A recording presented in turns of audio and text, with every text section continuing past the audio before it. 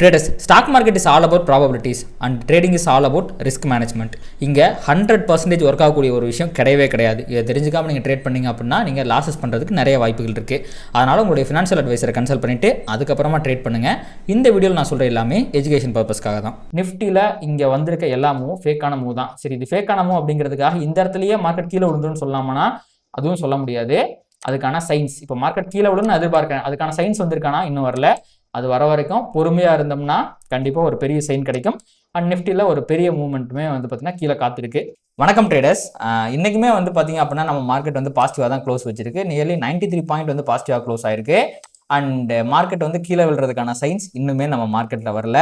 So அது எப்போ வரலாம், எந்த மாதிரி வரலாம் அப்படிங்கிறத பற்றி தான் இந்த வீடியோவில் நம்ம ஃபுல்லாக பார்க்க போகிறோம். So welcome to another episode of smart money சீரிஸ்ங்க.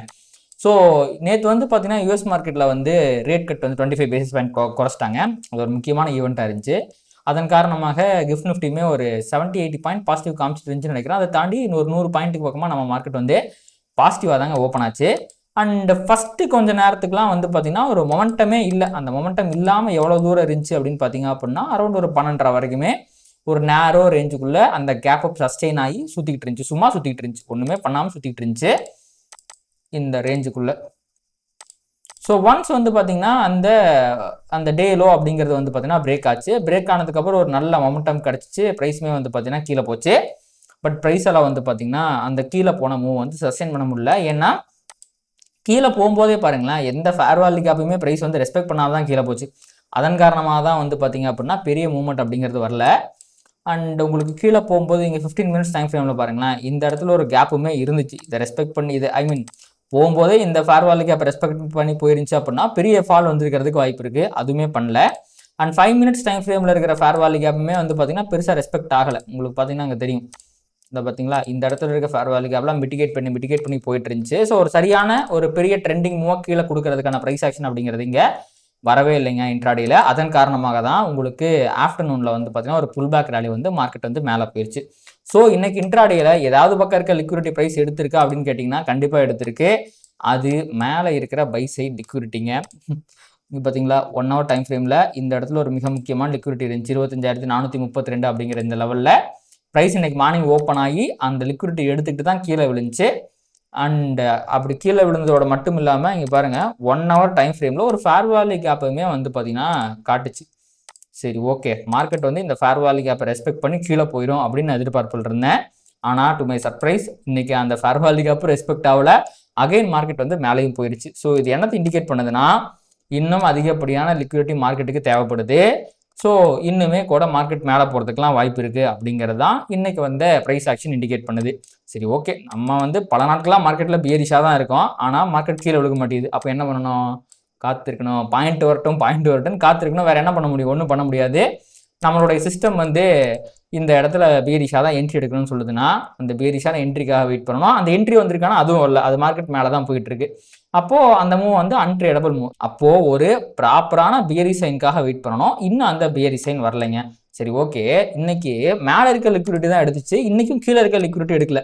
அப்போது எத்தனை நாளாக தொடர்ந்து மார்க்கெட் மேலே போயிட்டு இருக்கு அப்படின்னு பார்த்தீங்கன்னா இங்கே பாருங்கள் 1 2 3 4 5 6 7 8 9 நாள் யாரோட ஸ்டாப் லாஸுமே எடுக்கல. ஸோ இங்கே என்ட்ரி எடுத்திருப்பாங்க பார்த்தீங்களா, அவங்களுடைய எந்த ஸ்டாப் லாஸ் ஆக்சுவலி இதுவுமே நினைக்கிறேன் 1 2 3 4 5 6 7 8 9 10 தொடர்ந்து 10 நாளாக ப்ரீவியஸ் டே லோ அப்படிங்கிற லெவலை டச் பண்ணாமே மார்க்கெட் மேலே போயிட்டு இருக்கு.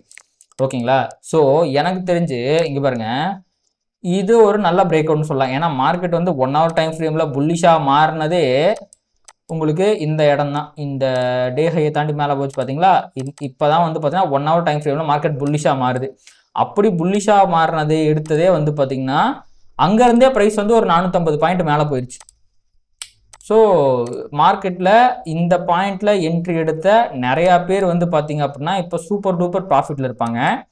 அப்படி ப்ராஃபிட்டில் அவங்க இருக்கிறாங்க அப்படின்னா அவங்களுடைய ஸ்டாப் லாஸ் அடிக்காமல் மார்க்கெட் ஃபர்தராக மேலே ரேலி ஆகிறதுக்கான ப்ராபபிலிட்டி அப்படிங்கிறது ரொம்ப குறைவு தான்.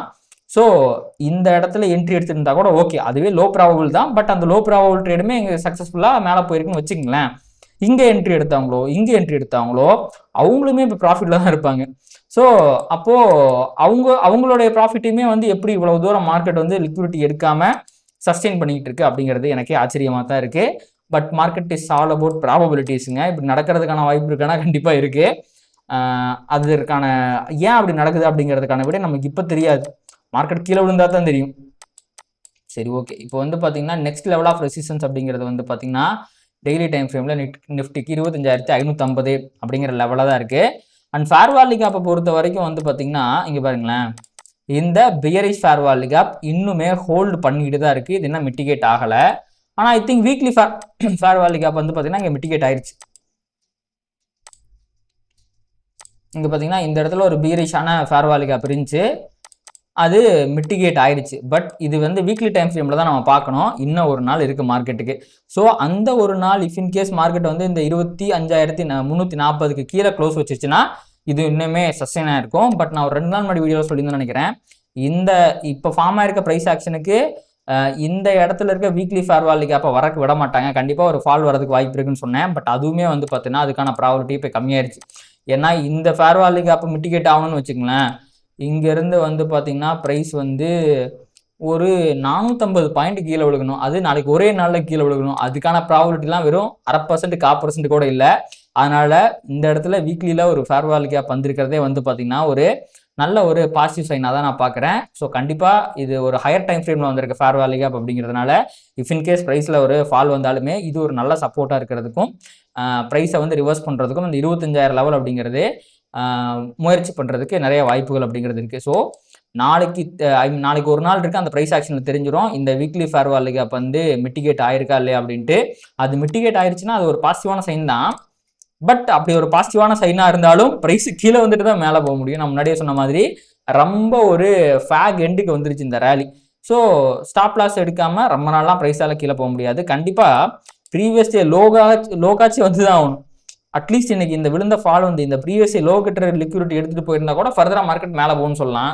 அதுவும் எடுக்காமல் போகிறது அப்படிங்கிறது போது மார்க்கெட் ஃபர்தராக மேலே போகிறதுக்கான வாய்ப்புகள் மிகவும் குறைவு தான். இதுதான் நான் டெய்லியுமே சொல்லிக்கிட்டு இருக்கேன், எனக்கு தெரியும். பட் ஸ்டில் பார்த்தீங்க அப்படின்னா மார்க்கெட் மேலே தான் போயிட்டுருக்கு. அதற்கான காரணம் எனக்கு தெரியல. இந்த மூவை ட்ரேட் பண்ணுறதுக்கான செட்டப்பும் இல்லை. அதன் காரணமாக நான் வேடிக்கை பார்த்துக்கிட்டு இருக்கேன். கண்டிப்பாக எனக்கான செட்டப் வரும் அப்படின்னு நான் நம்புகிறேங்க. வரும்போது நான் உங்களுக்கு சொல்கிறேன். இப்போ வரைக்கும் அந்த செட்டப் அப்படிங்கிறது வரல. ஸோ ஓவராலாக சொல்லணும் அப்படின்னா நிஃப்டி பயங்கர புல்லிஷாக இருக்குது. இல்லை, ஆனால் மார்க்கெட் வந்து டெய்லியும் ஹையர் ஹை மேக் பண்ணி மேலேயே தான் போயிட்டு இருக்கு. பட் இன்னைக்கு ஃபார்ம் ஆனது ஒரு ஹையர் ஹைன்னு சொல்ல முடியாதுங்க. ஏன்னா எனக்கு டேயோட ஹை வந்து பார்த்தீங்கன்னா ஒரு பியரிஷ் கேண்டிலாக தான் இருந்துச்சு ஃபர்ஸ்ட் 1 ஹவரில். அந்த கேண்டிலை தாண்டி ப்ரைஸ் வந்து மேலே க்ளோஸ் வைக்கல. பட் ஸ்ட்ரக்சர் வைஸ் வந்து பார்த்தீங்க அப்படின்னா நீங்கள் ஒரு ட்ரெண்ட் லைனை போட்டிங்க அப்படின்னா கண்டிப்பாக இதை நம்ம வந்து ஒரு ஹையர் ஹைன்னு சொல்லலாம். கேண்டில் வைஸ் ஹையர் ஹை கிடையாது, ஸ்ட்ரக்சர் வைஸ் வந்து பார்த்தீங்கன்னா இது ஒரு ஹையர் ஹை தான். இந்த ட்ரெண்ட் லைன் பாருங்களேன், உங்களுக்கு வந்து மேலே ஏற ஏற அந்த ஸ்லோப்புங்கிறது ரொம்ப ஸ்டீப்பாக, அதாவது இந்த ட்ரெண்ட் லைன் பக்கமே வராமல் தள்ளி தள்ளி மேலே போயிட்டு இருக்கான். ஸோ எப்போ வருவான் அப்படிங்கிறத நம்ம பொறுத்திருந்து தான் பார்க்கணும். ஏகப்பட்ட ரீசன்ஸ் இருக்குங்க. நீங்கள் மேலே போக போக போக எங்கெல்லாம் ஏகப்பட்ட ஃபேர் வேல்யூ கேப் இருக்குது, எல்லாத்தையும் தாண்டி தான் போயிட்டு இருக்கான். ஸோ எவ்வளோ தூரம் போவான் அப்படிங்கிறத நம்ம பார்ப்போம். இப்போதைக்கு அவன் கீழே விடுறதுக்கான சைன் எதுவுமே தெரியல. இதை தாண்டி இன்னொரு விஷயம், முக்கியமான விஷயம் என்ன அப்படின்னா, நேற்று ரேட் கிட்ட வந்துச்சு பார்த்தீங்களா, நேற்று யூஎஸ் மார்க்கெட் பெருசாக அதுக்கு ரியாக்ட் பண்ணலாம், ஃப்ளாட்டாக முடிச்சிருந்தான். ஆனால் இன்னைக்கு மார்னிங்கிலிருந்து வெறித்தனமாக ஏறிக்கிட்டு இருக்கான். டவ் ஜோன்ஸ் ஆல்ரெடி 0.5% அப்பில் இருக்குது. நான் S&P வந்து பார்த்தீங்கன்னா 0.7% அப்பில் இருக்குது. நாஸ்டாக் வந்து பார்த்தீங்கன்னா 1% அப்பில் இருக்குது. 3 இண்டெக்ஸுமே வந்து பார்த்தீங்கன்னா வெறித்தனமான பாசிட்டிவாக இருக்காங்க. யூரோப்பியன் மார்க்கெட் பாருங்களேன், பயங்கரமான பாசிட்டிவாக இருக்குது. அண்ட் இன்னைக்கு நம்ம செக்டார் வைஸ் வந்து பார்த்தீங்கன்னா மோஸ்ட் ஆஃப் த செக்டார்ஸ் வந்து பயங்கர பாசிட்டிவாக தான் முடிச்சிருந்துச்சுங்க. ஸோ பார்க்கலாங்க எவ்வளோ தூரம் இந்த பாசிட்டிவிட்டி வந்து நீடிக்கும் அப்படிங்கிறத நம்ம பொறுத்திருந்து பார்க்கலாம். அடுத்து அப்படியே நம்ம பேங்க் நிஃப்டி பக்கம் போயிடலாங்க. ஸோ பேங்க் நிஃப்டியை பொறுத்த வரைக்கும் பேங்க் நிஃப்டியுமே இன்னைக்கு கிட்டத்தட்ட நிஃப்டியோட சேம் பேட்டர்ன் தான் வந்து ஃபார்ம் ஆயிருந்துச்சு. கேப் அப்பில் ஓப்பன் ஆச்சு, 1 ஹவரில் ஒரு ஃபேர் வேல்யூ கேப் அப்படிங்கிறத ஃபார்ம் பண்ணிச்சு. இங்கே பார்த்தீங்களா, ஸோ அந்த ஃபேர் வேல்யூ கேப் மிட்டிகேட் ஆகி மேலே போய் முடிச்சிருக்கு. கேப் சஸ்டெயின் ஆயிருக்கு. ட்ரெண்டு பயங்கர ஸ்ட்ராங்காக உங்களுக்கு ஹையர் ஹை போட்டு மேலேயே தான் போயிட்டு இருக்கு. நிஃப்டியை கம்பேர் பண்ணும்போது at this moment bank Nifty இன்னுமே பயங்கர பாசிட்டிவாக தாங்க இருக்குது. ஸோ நான் முன்னாடியே சொன்ன மாதிரி பேங்க் நிஃப்டியுடைய இந்த பாயிண்ட்டுங்கிறது 56,400 தான். டெய்லி டைம் ஃப்ரேமில் இருக்க மிக முக்கியமான லிக்விடிட்டி அப்படிங்கிறது இந்த 56,400 தான். இங்கெல்லாம் போகிறதுக்கு பல மாதங்கள் ஆகும்னு நினச்சேன், ஆனால் ரொம்ப சீக்கிரமாக வந்துட்டான். இன்னொரு 700 பாயிண்ட் தான் இருக்குது. நான் 2 நாள் இதே மாதிரி மேலே போனோன்னா இந்த லிக்விடிட்டியை டச் பண்ணிடுவான். பட் பேங்க் நிஃப்டி என்ன ஆனாலும் சரி, இது வந்து ஒரு ட்ரெண்டை ஃபாலோ பண்ணக்கூடிய ரொம்ப ஒரு சூப்பரான இண்டெக்ஸ். ஏன்னா நிஃப்டியில் வந்து பார்த்தீங்கன்னா நிறையா செக்டார்ஸ் இருக்குது. ஐடி இருக்குது, ரிலையன்ஸ் இருக்குது, அதுக்கப்புறம் வந்து எஃப்எம்சிஜி இருக்குது, ஆட்டோ செக்டார் இருக்குது. ஸோ ஒவ்வொரு செக்டாரில் வர ஒவ்வொரு நியூஸுமே நிஃப்டியை பாதிக்கும். அதனால நிஃப்டியோடைய ட்ரெண்ட் அப்படிங்கிறது ரொம்ப சாப்பியாக தான் இருக்கும். ஒரு பெரிய ட்ரெண்டுங்கிறது ஓவரால் மார்க்கெட்டே பயங்கர புல்லிஷாக மாறினா தான் பெருசாக வரும். பட் பேங்கிங் செக்டார் மட்டும்தான் பேங்க் நிஃப்டியில் இருக்குது அப்படிங்கிறதுனால பேங்க் நிஃப்டி எப்பவுமே ஒரு நல்ல ஒரு ட்ரெண்டை கொடுக்கக்கூடிய இண்டெக்ஸுங்க. கீழே போனாலும் சரி மேலே போனாலும் சரி ஒரு பெரிய ட்ரெண்ட் அப்படிங்கிறது பேங்க் நிஃப்டியில் வரும். அந்த விதத்தில் அந்த ட்ரெண்டுக்கான ஒரு எண்டாக நான் வந்து பேங்க் நிஃப்டியை பொறுத்த வரைக்கும் 56,400 தான் பார்க்குறேன். ஸோ இஃப் இன்கேஸ் ஃபர்தராக மேலே போகுது அப்படின்னா இந்த 56,400 அப்படிங்கிறது மிக முக்கியமான ரீசன்ஸாக இருக்கும். ஏன்னா இது வந்து பார்த்தீங்கன்னா ஒரு லோ போட்டிருக்கு. இந்த லோவை ரெஸ்பெக்ட் பண்ணி இந்த இடத்துல திருப்பி ஒரு லோயர் லோ போட்டிருக்கு. அப்போது ஒட்டு மொத்த பேரோட ஸ்டாப் லாஸ் அப்படிங்கிறது பேங்க் நிஃப்டியில் இதுக்கு மேலே தான் இருக்கும். ஸோ ஒஸ்ட் கேஸ் ப்ரைஸ் போகுது அப்படின்னா, இல்லை ஒஸ்ட் கேஸ்ன்னு சொல்ல முடியாது, பெஸ்ட் கேஸ் ப்ரைஸ் போகுது அப்படின்னா இந்த 56,400 வரைக்கும் தான் போகிறதுக்கு வாய்ப்பு இருக்குது. இங்கே போனாலுமே இங்கே என்ன ரியாக்ஷன் வருது அப்படிங்கிறத பொறுத்து தான் நம்ம ஃபர்தராக அது கீழே விழுவான்னு சொல்ல முடியும். இங்கே போனாலே கீழே விழுந்துடும் அப்படிங்கிறத சொல்கிறது அபத்தமாக தான் இருக்கும்.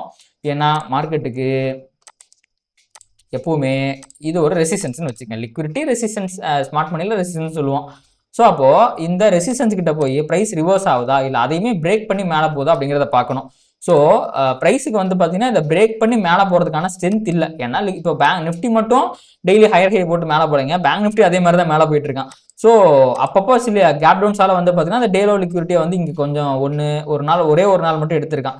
ஸோ அந்த நாள் நிஃப்டி வந்து கேப் அப்பில் ஓப்பன் ஆச்சு. பேங்க் நிஃப்டி 100-110 பாயிண்ட் கேப் டவுனில் ஓப்பன் ஆகி உடனே மேலே போனான். அதன் காரணமாக மட்டும்தான் இந்த டேலோ எடுத்திருக்கு. அப்படிங்கிறதுனால ஃபர்தராக ப்ரைஸை மேலே புஷ் பண்ணுறதுக்கு தேவையான ஸ்ட்ரென்த்து நிஃப்டி பேங்க் நிஃப்டி ரெண்டுக்கிட்டுமே இல்லை. இருந்தாலும் for one of other reason market மேலே தான் போயிட்டு இருக்கு. ஸோ அகைன் பேங்க் நிஃப்டியில் அதே தான், ஒரு பியரிஷ் சைன் வர வரைக்கும் காத்திருக்கணுங்க. அந்த சைன் இன்னுமே பேங்க் நிஃப்டியில் தெரியல. ஆனால் பிட்காயினில் ஒரு பியரிஷ் சைன் லைட்டாக தென்பட ஆரம்பிச்சிருச்சுங்க. நம்ம பேங்க் நிஃப்டியில் சொன்ன அதே பாயிண்ட், அதே லிக்விடிட்டி தான் வந்து பார்த்தீங்கன்னா கிரிப்டோக்கும் பிட்காயினில் இந்த 1,17,363 அப்படிங்கிற லெவல் இருந்துச்சு. ப்ரைஸ் வந்து பார்த்தீங்க அப்படின்னா அதை போய் வந்து டச் பண்ணிட்டு இங்கே பாருங்க, நான் நேற்று சொல்லியிருந்தேன்னா ஒரு 4 பாயிண்ட் மூலம் மிஸ் ஆகி போச்சு அப்படின்ட்டு. இன்னைக்கு வந்து அதை தொட்டான் பாருங்க. ஸோ இது தொட்டிருக்கான், இது ஒரு நல்ல ரிவர்சல் தான். ஆனால் ஃபேர்வால் கேப் வரல. ஸோ எனக்கு வந்து ஃபேர்வால் கேப் வந்தால் தான் ஸ்மார்ட் மணி உள்ளே வந்துருச்சுன்னு அர்த்தம். ஆர்டர் பிளாக் வந்தால் தான் ஸ்மார்ட் மணி உள்ளே வந்துருச்சுன்னு அர்த்தம். சும்மா கேண்டில் ஸ்டிக்கில் வர ப்ரைஸ் ஆக்ஷனை வச்சு மட்டும் அது ரிவர்சல் ட்ரேட் என்னால் எடுக்க முடியாது. என்னோட சிஸ்டம் அப்படி கிடையாது. ஸோ ஏதாவது ஒரு ஆர்டர் பிளாக்கோ ஃபேர்வால் கேப்போ வந்துச்சுன்னா பிட்காயினில் செல்லிங் ப்ரெஷர் ஆக்சிலரேட் ஆகி கீழே போகிறதுக்கு வாய்ப்பு இருக்குது. அண்ட் அப்படி கீழே போச்சுனாலுமே உங்களுக்கு நல்ல லிக்விடிட்டி அப்படிங்கிறது நிறைய இடத்துல இருக்குது. ஸோ ஹையர் டைம் ஃப்ரேமோட லிக்விடிட்டியே வந்து பார்த்தீங்கன்னா உங்களுக்கு இந்த இடத்துல இருக்குது. ஸோ இஃப் இன்கேஸ் அந்த 1 hour ஆர் 4 hourல இருக்க ஃபேர்வால் கேப் வந்துச்சு அப்படின்னா ப்ரைஸ் டுவர்ட்ஸ் இந்த 1,14,733 வரைக்கும் போகிறதுக்கு வாய்ப்பு இருக்குது.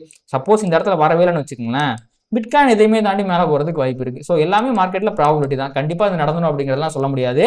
இன்னும் எப்படி நிஃப்டியில் கீழே விழுறதுக்கான ரியாக்ஷன் வரலையோ, பிட்காயின்லையுமே வந்து பார்த்தீங்கன்னா கீழே விழுறதுக்கான ரியாக்ஷன் அப்படிங்கிறது வரல. வந்துச்சுன்னா கீழே விழுகும், வரலன்னா ஃபர்தராக மேலே போகும். அப்படி ஃபர்தராக மேலே போகும்போது அடுத்த லெவல் ஆஃப் ரெசிஸ்டன்ஸாக வந்து பார்த்தீங்கன்னா கண்டிப்பாக இந்த டேயோட ஹை அப்படிங்கிறது இருக்கும். அதாவது 1,18,782 அப்படிங்கிறது இருக்கும். ஸோ என்ன போகுது அப்படிங்கிறத பொறுத்து இருந்து பார்க்கலாங்க. ஸோ இந்த மாதிரி மார்க்கெட்டை ப்ராப்பராக அனலைஸ் பண்ணி ட்ரேட் பண்ணணும் அப்படின்னு நினச்சிங்க அப்படின்னா நம்ம மென்டர்ஷிப் ப்ரோக்ராம் நீங்கள் ஜாயின் பண்ணிக்கலாம். அண்ட் இதை தாண்டி இந்த வீடியோ உங்களுக்கு பிடிச்சிருக்கு அப்படின்னா அதை லைக் பண்ணுங்கள், கமெண்ட் பண்ணுங்கள், ட்ரேட் பண்ணுற மற்றவங்களுக்கு ஷேர் பண்ணுங்கள். அது யூடியூப் அல்காரிதம் ட்ரிகர் பண்ணி நம்ம நிறையா பரவாயில்ல நம்ம சேனலுக்கு கொண்டு சேர்க்கும். நன்றி.